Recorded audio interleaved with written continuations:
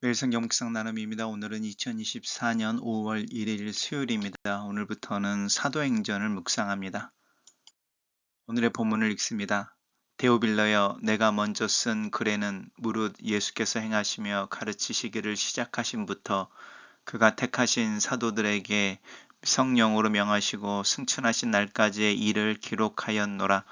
그가 고난 받으신 후에 또한 그들에게 확실한 많은 증거로 친히 살아계심을 나타내사 40일 동안 그들에게 보이시며 하나님 나라의 일을 말씀하시니라. 사도와 함께 모이사 그들에게 분부하여 이르시되 예루살렘을 떠나지 말고 내게서 들은 바 아버지께서 약속하신 것을 기다리라. 요한은 물로 세례를 베풀었으나 너희는 몇 날이 못되어 성령으로 세례를 받으리라 하셨느니라. 그들이 모였을 때에 예수께 여쭈어 이르되 주께서 이스라엘 나라를 회복하심이 이때니이까 하니 이르시되 때와 시기는 아버지께서 자기의 권한에 두셨으니 너희가 알 바 아니요 오직 성령이 너희에게 임하시면 너희가 권능을 받고 예루살렘과 온 유대와 사마리아와 땅끝까지 이르러 내 증인이 되리라 하시니라. 이 말씀을 마치시고 그들이 보는데 올려져 가시니 구름이 그를 가리어 보이지 않게 하더라.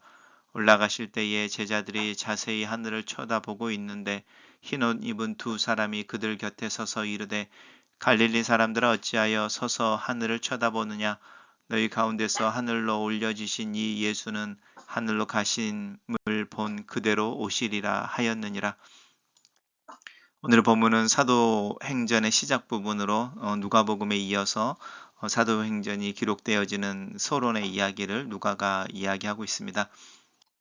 데오빌로라고 하는 이 사람은 이 하나님을 사랑한다라는 뜻입니다. 하나님을 사랑하는 자라는 뜻인데 누가복음도 이 데오빌로 각하 이렇게 표현되어지고 있는데 데오빌로에게 예수 그리스도의 삶과 고난과 또 부활이라고 하는 그 사역의 의미를 설명하기 위해서 누가가 오랫동안 살피고 자료들을 모아 예수님에 대한 이야기를 쓴다라고 이야기하며 누가복음을 기록했었는데 예수님의 이제 죽으심과 부활의 이야기로 이제 누가복음이 끝나면서 이 먼저 쓴 글이라고 하는 게 누가복음을 의미하는 것이죠.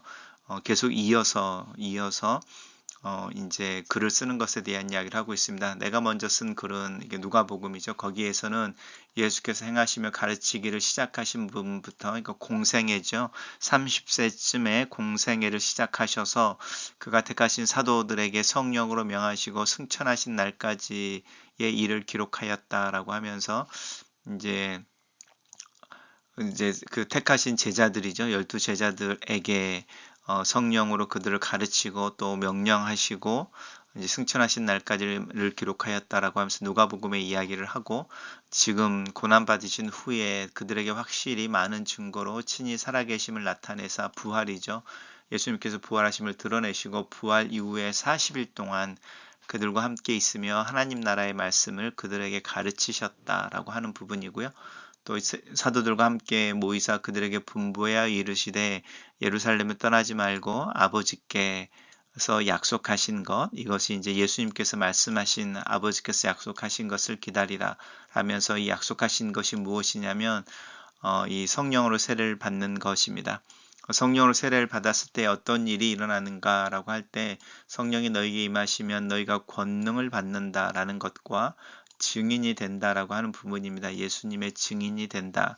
이 권능을 받는다는 것과 예수님의 증인이 된다는 것은 한 가지 일이죠. 예를 들어 심부름을 시킬 때에 아니면 왕이 사신을 보낼 때에 자기의 명령을 수행할 수 있도록 자기의 권한을 부여하고 위임하는 것처럼 그런 이제 구조로 권능을 받는 것과 증인이 되는 것, 이 내 증인이 된다고 하는 부분이 예수님께서 우리에게 시키시는 일이고 그 일들을 감당하게 하기 위해 권능을 주시는데 이 권능이 성령의 임하심으로 이루어진다라고 하는 부분입니다. 그렇게 됐을 때에 이제 예루살렘이라고 하는 것과 유대와 사마리아와 땅끝까지라고 이야기하는 확장되어지는 공간이나 지역의 확장 가운데서 그리스도의 복음이 증거되어지는 것을 이야기하고 있죠. 이 말씀이 누가는 예수님께서 마치셨던 마지막 말씀이다 이렇게 이야기합니다. 그리고 이제 하늘로 올려져 가신다. 예수님께서 이제 스스로 이렇게 승천하신 부분이라기보다는 이렇게 하나님께서 예수님을 올리시는 것, 들어 올리시는 그런 모습으로 수동태로 설명해내고 있고, 올라가실 때 그 모습 그대로 오실 것이다 라고 약속하고 있습니다. 단락을 요약해 보겠습니다. 누가복음에 이어서 누가는 데오빌로에게 부활하신 그리스도께서 40일 동안 제자들에게 나타나 하나님 나라의 일을 말씀하시고 예루살렘에 머물러 성령을 기다릴 것을 분부하시고 하늘로 올라가신다. 이렇게 정리했습니다. 묵상 나눔입니다. 예수께서는 부활하셔서 사도들을 가르치시고 그들에게 사명을 맡기시며 성령을 약속하시고 승천하셨습니다. 예수님의 지상 사역이 천상 사역으로 전환되는 순간이었습니다. 예수님은 승천 후에도 성령과 사도들을 통해 하나님 나라의 사역을 이어가십니다. 사도행전이 그 생생한 기록입니다. 주님은 멀리 하늘에서 관망하지 않으시고 성령과 교회를 통해 땅에서 왕성하게 하나님 나라의 비전을 성취하고 계십니다. 아버지의 뜻을 이루기까지 멈추지 않고 계속 일하실 것입니다. 사도들은 사역을 시작하기 전에 성령을 기다려야 했습니다. 물 세례 때 물에 푹 잠기듯 성령 세례를 받고 성령에 푹 잠겨야 하나님 나라를 증언할 수 있기 때문입니다. 또한 하나님 나라 사역은 그리스도의 영이신 성령님이 주도하시는 사역이기에 아무리 사도라 할지라도 사역의 주도권을 성령께 맡겨야 했기 때문입니다. 우리는 성령께서 우리를 형성하고 이끌어 가시도록 우리 자신을 성령께 맡겨야 합니다. 그 수동성이 결여된 적극성은 자칫 적극적인 불순종으로 귀결될 수 있음을 기억해야 합니다. 제자들은 예수님이 당장의 이스라엘을 정치적으로 회복시키셔서 구약에 예언된 메시아의 왕국을 세우리라 기대했습니다. 하지만 예수님의 설명은 그들의 기대와 달랐습니다. 그 나라는 정치적인 국가의 회복이 아닌 성령을 통한 인간됨의 회복으로 세워지고 이스라엘에게 국한되지 않고 땅끝까지를 포함하며 단번에 이루어지지 않고 증인들을 통해 점진적으로 확대될 것입니다.